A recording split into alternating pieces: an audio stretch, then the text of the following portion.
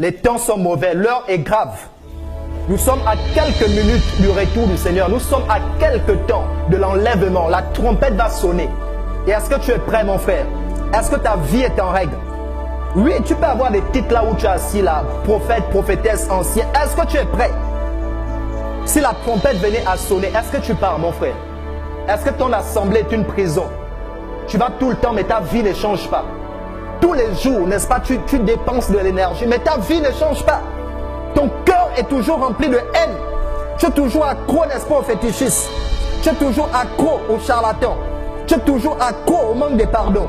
Dieu t'appelle à sortir de Babylone et de recevoir la parole véritable qui va délivrer ta vie. La parole véritable qui va te purifier, qui va te transformer, qui va faire de toi un prince et une princesse du royaume. Voici l'évangile, frère. Pierre dit dans Actes chapitre 4, verset 12, « Car il n'y a sous le ciel aucun autre nom qui n'a été donné aux hommes par lequel nous devions être sauvés, si ce n'est le seul nom de Jésus-Christ de Nazareth. » L'évangile porte sur Jésus et non pas sur une autre personne. Or aujourd'hui, qu'est-ce qu'on voit? C'est l'apostasie totale, c'est la déchéance totale. Dans Ésaïe chapitre 30 verset 1, il est dit: malheur dit l'Éternel aux enfants rebelles qui prennent des résolutions sans moi et qui font des alliances sans ma volonté pour accumuler péché sur péché. Ils vont pécher sur péché. C'est ça les temps de la fin. Dans Matthieu 24 verset 11, Jésus dit: parce que l'iniquité se sera accrue, l'amour du plus grand homme se refroidira. L'apostasie. Les temps sont difficiles, les temps sont dangereux, les temps sont compliqués. C'est pourquoi ceux qui suivent, vous qui êtes là, et ceux qui vont suivre ce message, sachez que les temps sont difficiles, les temps sont compliqués. Jésus vous interpelle. Dieu est saint, il est tellement saint. Et il faut, n'est-ce pas, que ceux qui l'adorent, l'adorent en esprit et en vérité. Ça veut dire qu'on n'adore pas Dieu dans les apparences, la fausseté, l'hypocrisie, des max. On ne joue pas des rôles. On adore Dieu en esprit et en vérité. 1 Thessaloniciens chapitre 4 à partir du verset 3. Ici, c'est Paul qui va recevoir, n'est-ce pas, le message de Dieu. Dieu va susciter Paul et Paul, n'est-ce pas, va enseigner, n'est-ce pas, ses fondements, n'est-ce pas, aux chrétiens primitifs. Et il va leur dire ce que Dieu veut. C'est votre... Donc, premièrement, Dieu ne veut pas les dons. Dieu ne cherche pas d'abord les dons. Dieu ne cherche pas d'abord les talents. Dieu ne cherche pas d'abord les gens qui ont des belles foi. Dieu ne cherche pas d'abord des hommes et des femmes qui prêchent bien. Dieu cherche des hommes et des femmes qui se sanctifient. Or, c'est quoi la sanctification? Comme je le disais tout à l'heure, la sanctification, c'est se mettre à part. Ce sont des hommes et des femmes qui sont séparés. Mais séparés de quoi? Séparés du péché. Jésus est le chemin, la vérité et la vie. Donc Jésus est ton chemin. Sans Jésus, tu ne peux pas aller au ciel. C'est faux. Et Jésus, dans Jean 10, il dit que c'est lui la porte. La porte est brisée.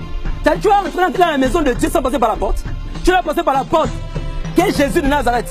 Et il y a une clé pour ouvrir la porte. Et la clé pour ouvrir la porte, c'est la repentance. C'est la repentance qui est la clé.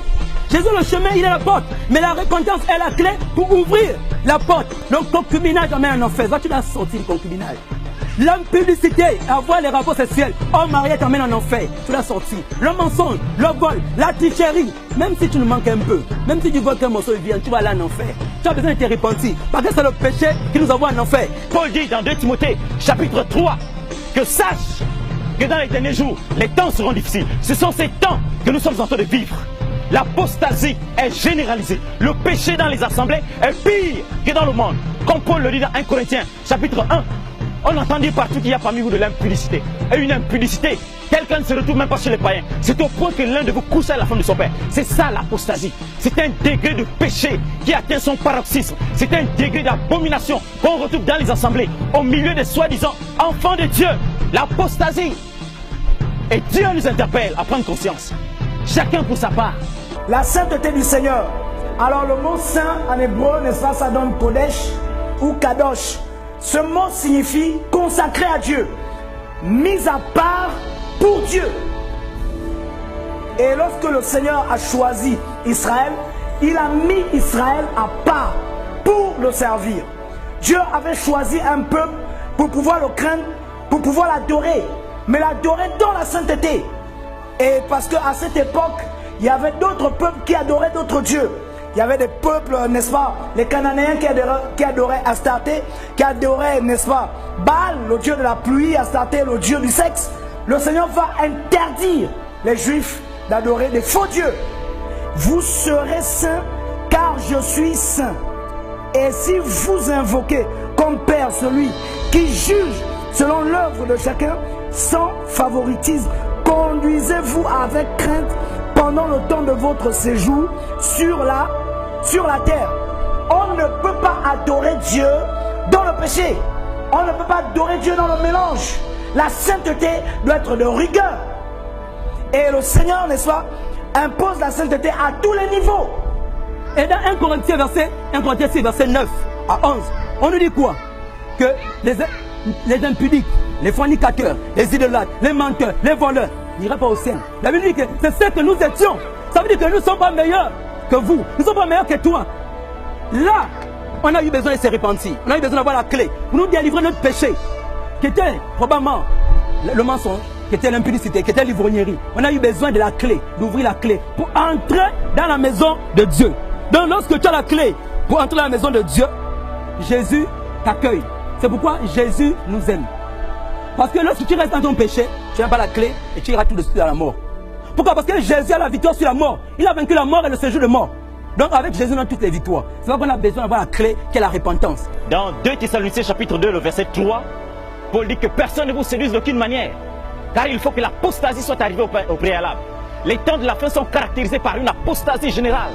Et lorsqu'on voit apostasie, il y a l'idée de rébellion. Apostasie signifie rébellion, déviation, éloignement, écartement, déchéance totale. Et ce sont ces temps-là que nous sommes en train de vivre actuellement. Ce sont les temps de décadence totale, généralisée. Jésus dit dans Luc 18, verset 8, « Lorsque le Fils de l'homme reviendra, trouvera-t-il la foi sur la terre ?» Et Paul dit dans 1 Timothée chapitre 4, verset 1, il dit « Mais l'Esprit dit expressement que dans les derniers temps, quelques-uns abandonneront la foi, l'apostasie. » Les temps de la fin sont caractérisés par l'abandon de la foi. Et lorsqu'on parle d'apostasie, vous voyez, dernièrement encore dans les pays occidentaux, partout, on a les pasteurs homosexuels, des pasteurs pédophiles. C'est ça l'état de la fin, c'est l'apostasie généralisée. On a des pasteurs pédophiles et c'est légalisé, c'est reconnu. C'est une abomination aux yeux de Dieu. Parce que la Bible dit que tu ne coucheras pas avec un homme comme on couche avec une femme. C'est une abomination. Et ce sont les pasteurs qui sont reconnus comme ça. C'est ça l'apostasie. C'est ça les temps de la fin. Ce sont les temps que nous sommes en train de vivre. Et l'Église doit être interpellée par rapport à ça. Pour prendre conscience que les temps sont difficiles, les temps sont mauvais, il faut régler sa vie. L'apostasie. L'église que le Seigneur vient prendre n'a rien à y voir avec la religion. Ce sont des hommes et des femmes qui se sont mis à part pour Dieu. Des hommes et des femmes qui se sont séparés des souillures. Séparés et qui se préparent pour le retour du Seigneur. Ils ne cohabitent pas avec Babylone. Ils sont mis à part. Ce sont des hommes et des femmes qui sonnent la trompette dans les rues, dans les carrefours. Ils n'ont rien à y voir avec Babylone. Paul, n'est-ce pas, disait aux femmes dans 1 Timothée chapitre 2 de ne pas séparer. Pourquoi Paul le disait? Parce que tout à l'heure, on a lu dans Apocalypse 17 que Babylone est parée d'or et des pierres précieuses. Il se trouve que dans l'église de Corinthe, beaucoup de femmes voulaient, n'est-ce pas, séparer comme Babylone. La parure extérieure, elles n'avaient plus la parure intérieure, la sainteté de Dieu, la justice du Seigneur, c'était les apparences. Et nous sommes ici dans l'église, n'est-ce pas, cette église que le Seigneur reprochait. Tu passes pour être vivant, mais alors que tu es mort. Des beaux vêtements, des bijoux, mais à l'intérieur, il n'y a plus la vie de Dieu. Il n'y a plus la présence de Dieu. Dieu revient prendre des personnes qui sont en intimité avec lui. Pas des figurants, mais des personnes qui ont une intimité véritable. Des personnes qui l'ont rencontré et qui le connaissent dans le secret. Des personnes qui refusent de se souiller avec le péché. Parce que la Bible nous dit, ceux du peuple qui connaîtront leur Dieu agiront avec fermeté. Ça veut dire, les temps peuvent devenir difficiles. Le péché peut augmenter. Mais si tu connais ton Dieu, tu vas t'attacher et tu vas demeurer ferme.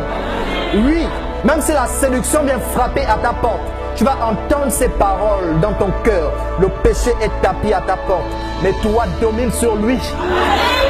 Voici l'évangile, frère. Et le temps est arrivé, frère, où Dieu suscite une race qui va dominer sur le péché.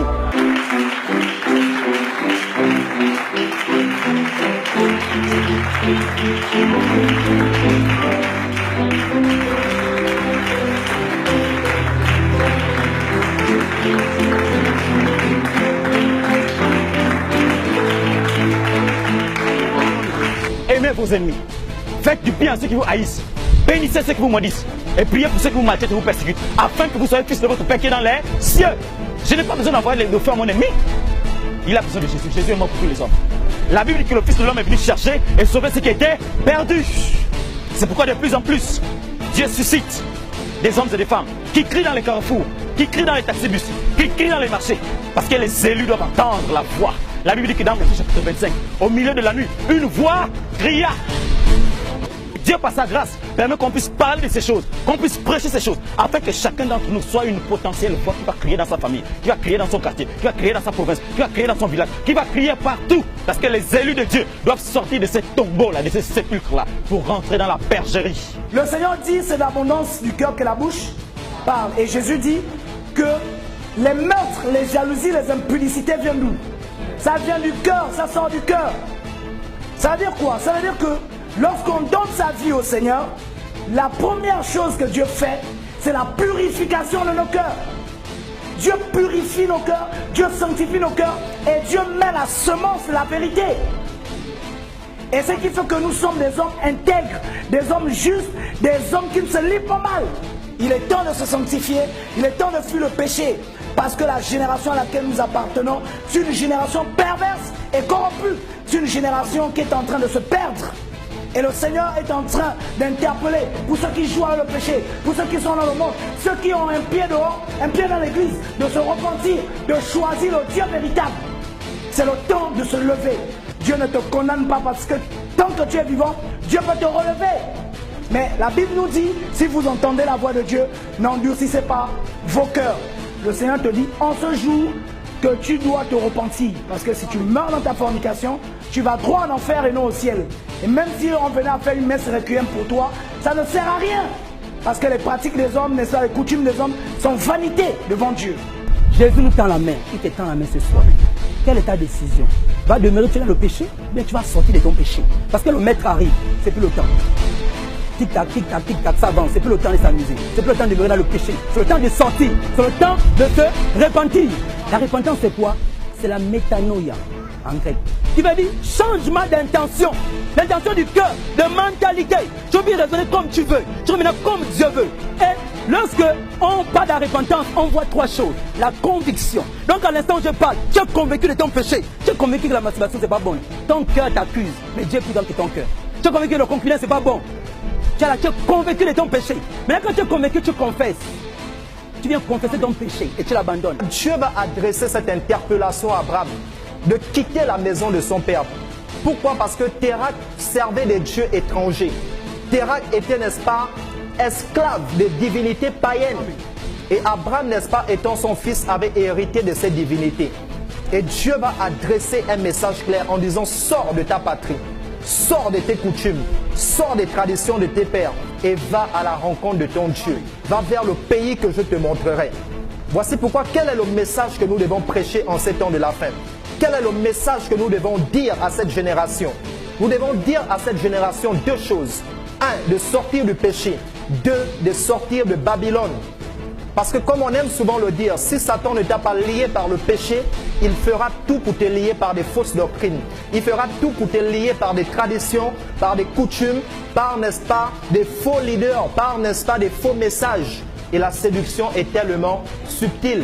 Aujourd'hui, on parle de l'évangile lequel? Branham, on a les branhamistes aujourd'hui qui sont zélés pour ce faux évangile. On a d'autres personnes qui suivent un certain Kakou Philippe. De plus en plus, son évangile fait des progrès. Or, Paul dit dans Galates que si quelqu'un vous annonce un évangile, c'est qu'attend de celui que nous vous avons annoncé, qu'il soit anathème. Et de plus en plus, il y a un autre évangile qui est prêché. C'est ça l'apostasie. Mais de Dieu, dans ces temps de la fin, est de plus en plus en train de susciter des hommes avec le front dur pour confronter les faux prophètes, pour défendre la sainte doctrine. Comme Jude le dit, car il s'est glissé parmi vous certains hommes dont la condamnation est écrite depuis longtemps. Des impies qui changent la grâce de Dieu en dissolution, en péché. Mais il dit quoi? Il leur demande de combattre pour la sainte doctrine, d'être des défenseurs de la sainte doctrine. Et je suis venu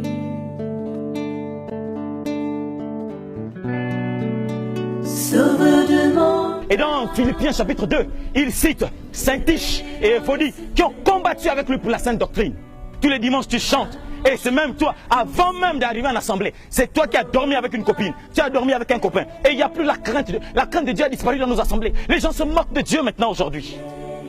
C'est le temps de se sanctifier, c'est le temps de se purifier, c'est le temps de craindre Dieu. Parce qu'à tout moment, la trompette peut retentir. Les gens n'aiment plus entendre la sainte doctrine. On ne veut plus entendre parler de sainteté. On ne veut plus entendre parler de la crainte de Dieu. On ne veut plus entendre parler de toutes ces choses.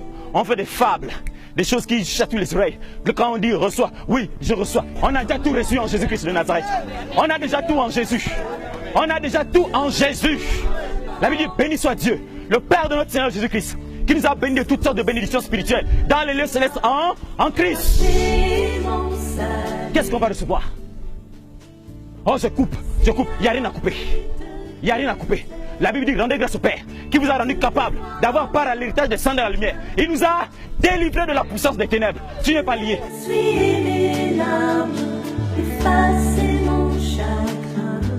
Et Dieu nous interpelle à changer de vie. Dieu nous interpelle à vraiment examiner nos vies, à être sérieux, à craindre le Seigneur. Parce que, bien aimé, lorsque l'enlèvement, lorsque le son de la trompette va retentir, il y aura des cris terribles. Les gens vont pleurer terriblement. Parce qu'ils vont réaliser que là, c'est la catastrophe. L'homme impie va se lever. Il va persécuter terriblement les chrétiens. C'est pourquoi il faut se sanctifier pour partir et éviter la grande tribulation.